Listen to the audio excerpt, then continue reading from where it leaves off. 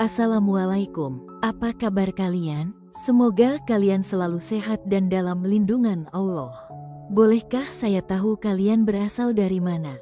Agak ernahkah kalian membayangkan menjadi istri sah, namun diperlakukan seperti pembantu di rumah suami sendiri? Bangun sebelum subuh, memasak untuk seluruh keluarga, mencuci pakaian satu rumah, membersihkan rumah besar sendirian, tapi tidak ada yang menghargai, tidak ada yang berkata terima kasih. Bahkan suami sendiri tertawa ketika ibunya menghina istrinya dan tidak ada pembelaan untuk harga diri istrinya. Inilah kisah Aisyah, seorang wanita yang dihancurkan oleh rumah tangganya sendiri, sampai sebuah peninggalan warisan dari mendiang ayahnya mengubah seluruh hidupnya. Dan yang paling mengejutkan, orang-orang yang dulu menghinanya setiap hari, akhirnya harus memohon di hadapannya. 3 tahun yang lalu, Aisyah percaya bahwa pernikahan adalah takdir dan tempat pulang yang harus menjadikannya sebagai istri yang berbakti. Ia menikah dengan Randy, pria yang selama masa pacaran terlihat begitu sempurna. Randy pandai berbicara, ia selalu bersikap sopan di depan keluarga Aisyah, dan tidak ada sama sekali menunjukkan sesuatu yang membuat keluarga Aisyah curiga. Bahkan saat melamar, ia berkata dengan penuh keyakinan, "Aku tidak akan pernah menyakitimu. Aku akan menjagamu dan akan membuatmu bahagia selamanya." Aisyah mempercayainya sepenuh hati. Di awal pernikahan, kehidupan Randy dan Aisyah penuh dengan kebahagiaan. Setelah pernikahan itu, Aisyah tinggal di rumah keluarga Randy, rumah besar milik ibu Randy, ibu mertuanya, Bu Marni. Hari berganti hari, bulan berganti bulan dan tahun berganti tahun. Sejak menginjakkan kaki di rumah itu, Aisyah sudah merasakan sesuatu yang tidak nyaman. Terbersit sesuatu di pikiran Aisyah, ada yang tidak baik-baik saja. Bu Marni memandangnya dari ujung kepala sampai kaki. Mendengus panjang, tatapannya penuh penilaian. Lalu ia berkata dengan suara dingin, "Perempuan dari keluarga biasa seperti kamu tidak pantas menjadi istri anak saya." Kalimat itu seperti pisau yang menusuk dada Aisyah. Namun Aisyah hanya tersenyum kecil. Ia menunduk, walaupun di hatinya Aisyah menangis kecil mendengar perkataan kasar mertuanya. Ia masih berharap suatu hari nanti mertuanya akan menerima dirinya. Aisyah tidak tahu, itu hanyalah awal dari penderitaan panjang. Hari-hari Aisyah berubah menjadi rutinitas yang melelahkan dan menguras tenaganya. Jam 4 pagi ia sudah bangun. Ia menyalakan kompor, memasak nasi, memasak lauk untuk sarapan keluarga. Setelah itu ia membuat kopi untuk Bu Marni. Jika kopinya terlalu manis, Bu Marni akan langsung memarahinya. Jika terlalu pahit, cangkir itu bisa dibanting ke meja. "Apa kamu tidak punya lidah?" Begitu ritual pagi Aisyah setiap harinya. Aisyah hanya mengelus dadanya agar dia sabar menghadapi perkataan mertuanya yang sangat menyakitkan. Setelah memasak dan menyiapkan sarapan Ibu Marni dan suaminya selesai, Aisyah melanjutkan pekerjaan lainnya, yaitu membersihkan rumah milik Bu Marni yang sangat besar. Aisyah harus menyapu di setiap ruangan dan lorong di rumah besar itu, mencuci pakaian seluruh keluarga, menyetrika setumpuk baju, membersihkan kamar mandi, menyapu halaman. Semua pekerjaan dilakukan sendirian, tidak ada pembantu. Padahal rumah itu sangat besar. Aisyah melakukan itu hanya untuk menunjukkan baktinya kepada ibu mertua dan suaminya. Bu Marni hanya duduk di sofa ruang tamu, menonton televisi. Sesekali ia berteriak dari ruang tamu, "Aisyah, air minum saya mana? Aisyah, lantai dapur masih kotor. Aisyah, kerja yang benar, dasar perempuan malas." Setiap kata terasa seperti cambuk yang siap melukai kulit Aisyah. Kadang Aisyah menahan tangis saat mencuci piring di dapur. Air matanya jatuh bercampur dengan air sabun. Namun ia tidak pernah membalas. Ia hanya berpikir, ayah dan almarhum ibunya tidak pernah memperlakukan Aisyah dengan sekejam ini. Tapi Aisyah melakukan semuanya tanpa ada keluhan yang keluar dari mulutnya. Yang paling menyakitkan adalah perubahan Randy, suami yang sangat dicintai Aisyah. Suami saat awal pernikahan Randy penuh perhatian. Selalu mengobrol dengan Aisyah, membawakan donat kentang kesukaan Aisyah. Namun, Randy yang dulunya perhatian, SKG sudah berubah menjadi pria yang dingin. Jarang berbicara, tidak memperhatikan Aisyah lagi. Ia jarang pulang, kadang pulang tengah malam, kadang tidak pulang sama sekali. Suatu malam saat makan malam bersama, Bu Marni marah besar saat mencicipi masakan Aisyah. Ia langsung meletakkan sendok dan memandang Aisyah dengan wajah sinis. "Masakan kamu hambar sekali." Aisyah menunduk. "Maaf ibu," ujar Aisyah. Namun yang membuat hatinya hancur adalah ketika Randy tertawa. Iya, dari dulu dia memang tidak pandai apa-apa. Bisanya hanya melamun, tidak bisa membuat hati ibu senang. Balas Randy sinis. Ucapan itu membuat tangan Aisyah gemetar. Di pelupuk mata Aisyah sudah menggenang air mata yang siap tumpah kapan saja. Tapi Aisyah tetap diam sambil menunjukkan senyuman tipis. Padahal sejak subuh ia sudah memasak dengan sepenuh hati sampai Aisyah tidak memperdulikan bagaimana lelahnya badan Aisyah melakukan pekerjaan itu seorang diri. Malam itu Aisyah menangis sendirian di kamar mandi. Hatinya hancur. Aisyah tidak menyangka akan melewati kehidupan pernikahannya seperti ini. Aisyah menutup mulutnya agar tidak ada yang mendengar saat Aisyah menangis sesenggukan. Kejadian itu tidak berhenti seketika. Suatu pagi Bu Marni sengaja melemparkan baju kotor ke muka Aisyah dengan sangat kasar. "Aisyah, cuci ini, cuci baju saja tidak becus. Cuci baju ini sekarang. Kamu bisanya apa? Hanya tangan mengadah meminta uang dari suami?"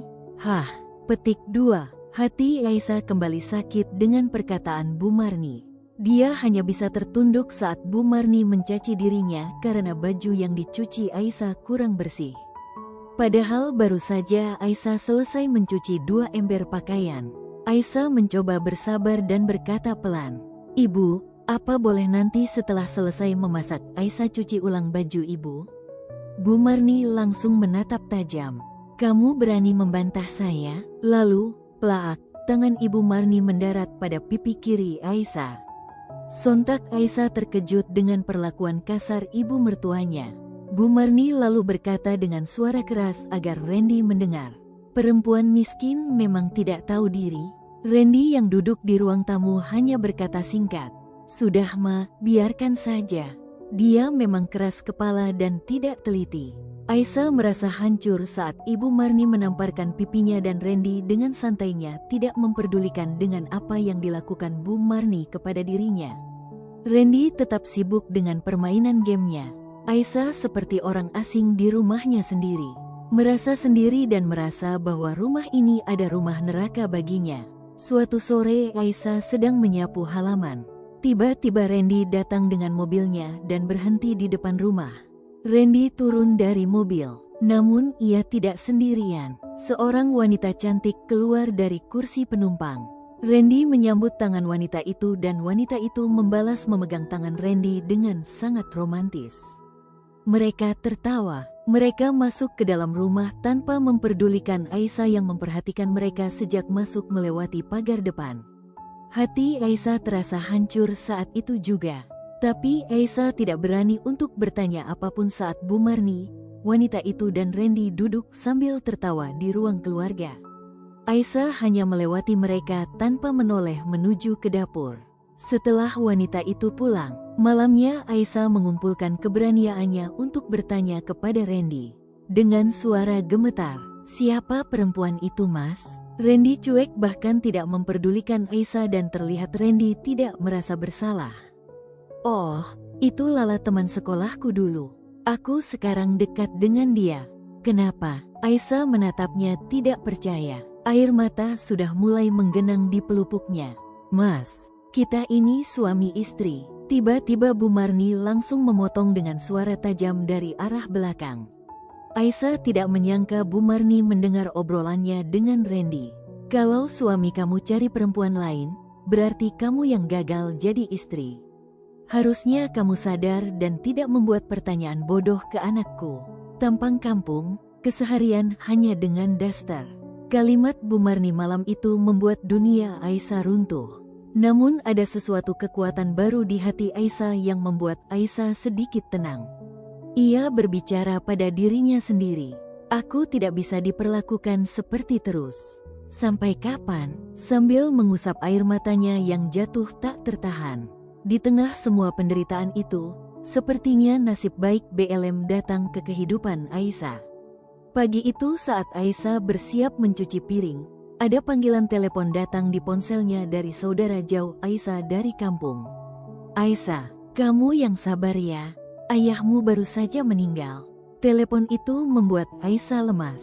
Ayahnya adalah satu-satunya orang yang selalu melindunginya. Tanpa berpikir panjang, Aisyah bersiap dan berlari kecil menuju pangkalan ojek dan berangkat ke kampungnya menggunakan bis kota tanpa memberitahu Bu Marni dan Randy terlebih dahulu, dan anehnya mereka tidak khawatir atau mencari Aisyah. Mereka menganggap Aisyah hanya kabur karena sakit hati dan pasti akan kembali lagi ke rumah mereka. Sesampainya di rumah, Aisyah menangis sejadi-jadinya di depan jasad ayahnya. Aisyah sendiri ayah, Aisyah butuh ayah. Ratapnya pilu. Sore itu seluruh keluarga melakukan prosesi kematian yang panjang dan dilanjutkan dengan pemakaman ayah Aisyah. Di depan makam ayahnya, Aisyah menangis. Ayah, maafkan Aisyah. Aisyah sepertinya sudah tidak sanggup lagi mempertahankan bahtera rumah tangga yang Aisyah jalani. Aisyah sudah melakukan yang terbaik untuk Mas Randy sesuai dengan pesan ayah dulu. Berbakti kepada Mas Randy dan ibunya. Namun saat inilah Aisyah harus memperjuangkan harga diri Aisyah. Aisyah tertunduk sambil memandangi tanah coklat di gundukan makam mendiang ayahnya. Namun beberapa hari setelah pemakaman, seorang pria tua datang. Namanya Pak Hasan, sahabat lama ayahnya, Aisyah. Aisyah menoleh dan terkejut dengan kedatangan Pak Hasan. Pak Hasan. Pecah tangis Aisyah saat Pak Hasan memeluk Aisyah yang saat itu memang sedang sangat berduka atas kepergian ayahnya. Setelah duduk dan mengobrol sebentar, Pak Hasan mengeluarkan map coklat dari tas jinjingnya. Map itu bertuliskan firma hukum dan bersegel.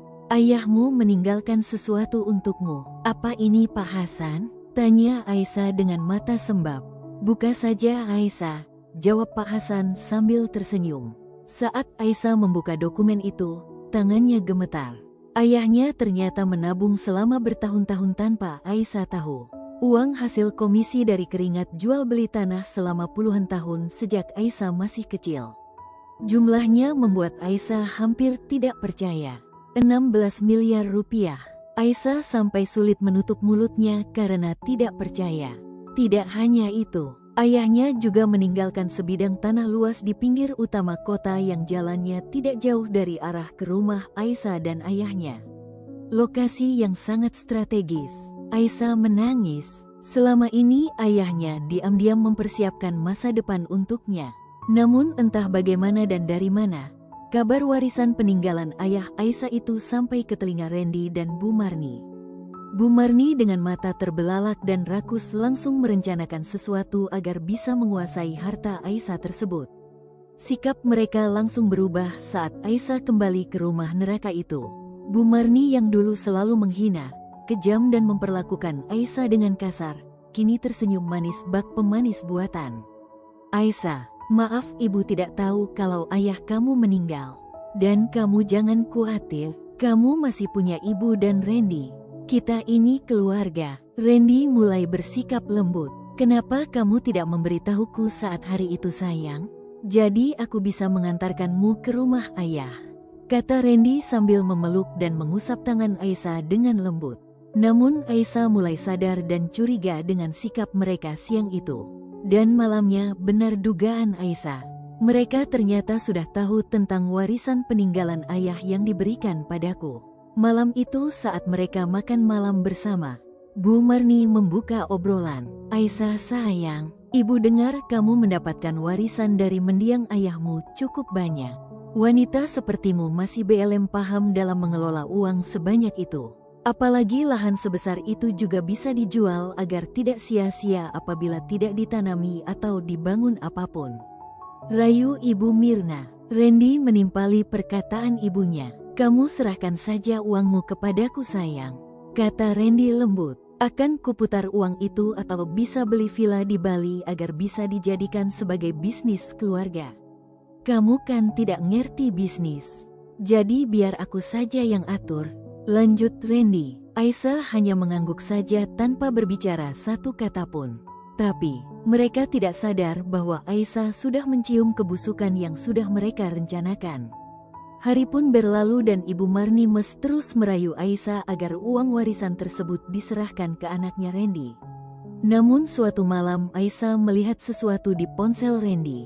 Saat Randy tidur nyenyak, ponsel Randy menyala dan memperlihatkan pesan di layarnya. Pesan tentang hutang judi online. Aisyah terkejut, tidak menyangka Randy bisa terlilit hutang besar. Jumlahnya miliaran rupiah. Saat itu Aisyah akhirnya mengerti mengapa Randy dan ibunya mengincar warisan ayahnya. Keesokan harinya, sesuatu dalam diri Aisyah ingin keluar dari tubuhnya. Dari sana Aisyah sudah bertekad. Ia tidak mau lagi hidup di dalam keluarga beracun ini. Dengan bantuan Pak Hasan, Aisyah menggugat cerai Randy. Beberapa hari kemudian, Aisyah mendatangi mereka di ruang keluarga. Saat itu Bu Marni sedang nonton TV dan Randy sibuk dengan ponselnya. Entah bermain game atau judol. Mas, panggil lembut Aisyah ke Randy. Aisyah memberikan amplop warna coklat tebal. Randy heran dengan surat beramplop coklat dengan logo Departemen Agama. Lalu Randy membacanya dan menatap Aisyah dengan ternganga. Cerai? Tanya Randy dengan suara lantang. Aisyah menjawab, iya mas, aku ingin bercerai. Bu Marni mendengar itu langsung marah besar. Memperlihatkan sosok aslinya yang bengis. Kamu perempuan tidak tahu diri, masih untung dulu kamu dipungut Randy dan dijadikan istri.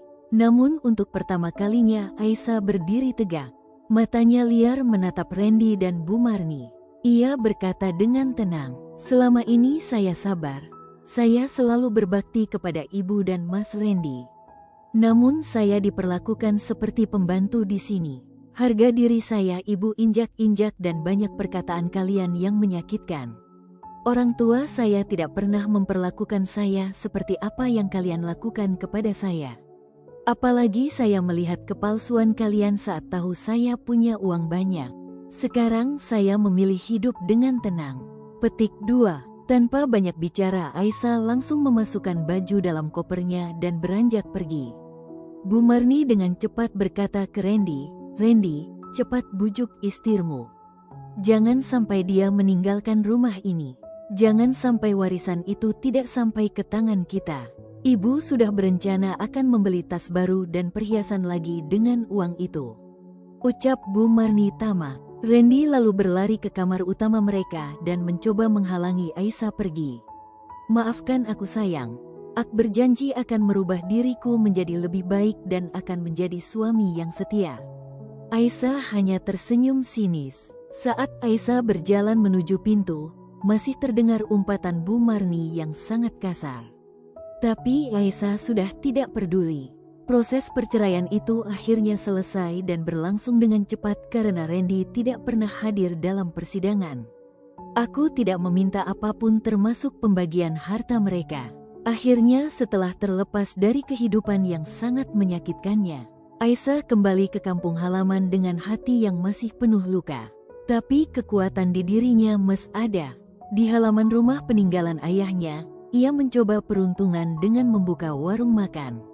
Warung itu sangat sederhana. Hanya ada beberapa meja kayu tua, kursi plastik yang berbeda-beda, dan dapur kecil beratap bambu dan jerami padi. Namun Aisyah memasak dengan sepenuh hati. Ia menggunakan resep yang dulu diajarkan ayahnya. Hari pertama hanya 2 orang yang datang. Hari kedua 5 orang. Minggu berikutnya semakin ramai. Orang-orang yang lewat mulai berhenti. Mereka berkata masakan Aisyah terasa seperti masakan rumah sendiri. Tak lama kemudian kabar tentang warung kecil itu menyebar. Sop iga, ayam bakar, dan sambalnya menjadi favorit banyak orang. Setiap pagi asap dapur Aisyah mengepul sejak subuh dan Aisyah sudah punya 5 orang karyawan yang membantunya dalam menyiapkan dan menyajikan makanan ke pelanggan. Setiap malam warung kecil itu hampir selalu penuh. Beberapa bulan berlalu, suatu hari sebuah mobil hitam berhenti di depan warungnya. Seorang pria berpakaian rapi turun dan memperkenalkan diri sebagai perwakilan perusahaan besar yang sedang akan membangun proyek di daerah itu. Mereka tertarik dengan lahan Aisyah peninggalan dari almarhum ayahnya dan ingin menyewa tanah milik Aisyah untuk selanjutnya akan dibangun untuk pabrik tekstil.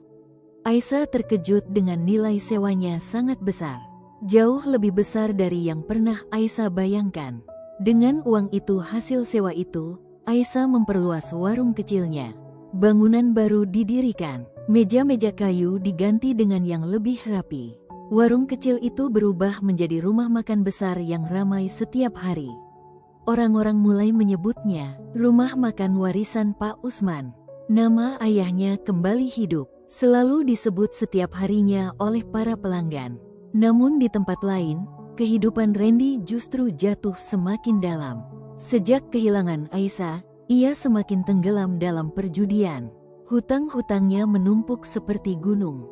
Para penagih hutang mulai datang hampir setiap hari. Teleponnya tak pernah berhenti berdering. Suatu malam mereka bahkan mendobrak pintu rumahnya untuk menagih hutang. Randy panik, Ibu Marni menangis ketakutan. Untuk menutup hutang, ia mulai meminjam uang dari banyak orang dengan janji palsu. Ia berbohong tentang investasi, proyek, bahkan memalsukan dokumen. Namun kebohongan tak bisa bertahan lama. Satu persatu korban mulai melapor ke polisi. Pagi itu suasana rumah Randy sangat tegang. Beberapa mobil polisi berhenti di depan rumahnya. Tetangga mulai keluar melihat keributan. Ketika pintu diketuk keras, Randy langsung pucat. Randy Prasetyo, keluar. Anda kami tangkap atas dugaan penipuan dan penggelapan dana. Dengan lunglai Randy hanya bisa pasrah. Tangannya diborgol di depan mata ibunya sendiri. Para tetangga berbisik-bisik. Orang yang dulu sering menyombongkan kekayaan itu kini digiring masuk ke mobil polisi. Bu Marni berlari keluar rumah sambil menangis. Jangan bawa anak saya, dia tidak salah. Namun polisi tetap membawa Randy pergi. Tak lama setelah itu, bank menyita rumah mereka karena hutang yang menumpuk. Perabotan satu persatu diangkut keluar. Rumah besar yang dulu penuh kemewahan kini kosong. Bu Marni hanya bisa duduk di depan rumah sambil menangis. Tak ada lagi mobil mewah. Tak ada lagi tamu yang datang. Akhirnya Bu Marni kembali ke desa asalnya dengan membawa beberapa tas pakaian saja. Rumah kecil yang dulu ia tinggalkan kini menjadi tempat tinggalnya kembali. Orang-orang desa masih mengenalnya. Karma memang tidak pernah salah arah. Di desa Bu Marni menjadi bahan gunjingan dan namun ada juga tetangga yang kasihan padanya. Namun kini tidak ada lagi kesombongan di wajahnya. Yang tersisa hanya penyesalan yang dalam. Beberapa kali ia mendengar kabar tentang Aisyah. Berita yang sangat viral tentang warung kecil yang kini menjadi rumah makan terkenal. Setiap kali mendengar nama itu, hatinya terasa perih. Sore itu, matahari mulai tenggelam di ufuk barat. Aisyah berdiri di depan rumah makan miliknya yang kini sangat ramai. Mobil-mobil parkir memenuhi halaman. Suara tawa pengunjung bercampur dengan aroma masakan dari dapur. Angin sore berhembus lembut. Aisyah memandang jalan besar di depan rumah. Jalan yang dulu sering dilewati ayahnya ketika pulang dari sawah. Matanya mulai berkaca-kaca. Ia teringat semua masa sulit yang pernah ia lalui. Pengkhianatan, hinaan, dan kehilangan. Namun semua itu justru membuatnya berdiri lebih kuat. Warisan ayahnya ternyata bukan hanya tanah dan rumah, melainkan keberanian untuk bangkit. Keberanian untuk memulai lagi dari nol. Aisyah menghapus air matanya perlahan. Lalu ia tersenyum kecil. Untuk pertama kalinya dalam hidupnya, ia merasa damai. Bukan karena balas dendam, bukan karena kekayaan, tetapi karena ia berhasil melewati semua luka. Dan akhirnya, Aisyah benar-benar bebas dari masa lalu. Silahkan komen di bawah, mungkin kalian punya ide cerita fiksi. Siapa tahu ide kalian bisa kami dijadikan bahan konten di episode berikutnya. Terima kasih sudah klik video ini dan sampai jumpa di cerita selanjutnya.